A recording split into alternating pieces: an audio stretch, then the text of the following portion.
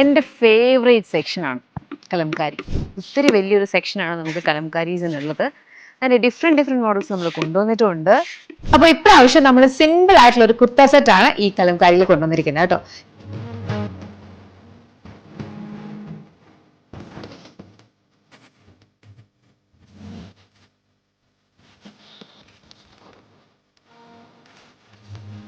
ഇത് നമ്മൾ സ്ലിറ്റഡ് ആയിട്ടാണ് ടോപ്പ് വരുന്നത്. ഈ ഒരു നെക്ക് പോർഷന്റെ അവിടെ നമ്മൾ യോക്കിന്റെ അവിടേക്ക് ഈ ഒരു കോട്ടൺ പാച്ച് വരുന്നുണ്ട്, silk cotton patch.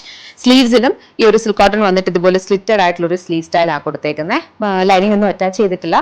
Bottom semi parallels, elastic waist band, 2 side pockets ബോട്ടമിൽ വരുന്നുണ്ട്. എല്ലാ ഏജിലുള്ളവർക്കും ഒരുപോലെ യൂസ് ചെയ്യാം.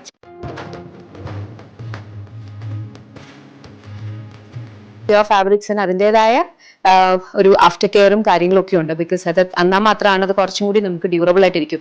ഒട്ടും തന്നെ ഒരിക്കലും നശിച്ചു പോകാത്ത ടൈപ്പ് ഓഫ് ക്ലോത്ത്സ് വേണമെന്നുണ്ടെങ്കിൽ നമ്മൾ ഉറപ്പായിട്ടും സിന്തറ്റിക് ആയിട്ടുള്ള ക്ലോത്ത്സ് തന്നെ യൂസ് ചെയ്യേണ്ടി വരും. ഇങ്ങനത്തത് നമ്മളിപ്പം ഇതിപ്പോൾ സപ്പോസ് വാഷ് ചെയ്തിട്ട് നമ്മൾ ഡ്രൈ ചെയ്യാൻ ഇടുമ്പോഴാണെങ്കിലും ഇത് ഇൻസൈഡ് ഔട്ട് ചെയ്തിട്ട്, അതായത് ഈ ഒരു വശമായിരിക്കണം നമ്മൾ വെയിലത്ത് ഇടാനായിട്ട്, ഈ ഒരു വശമല്ല.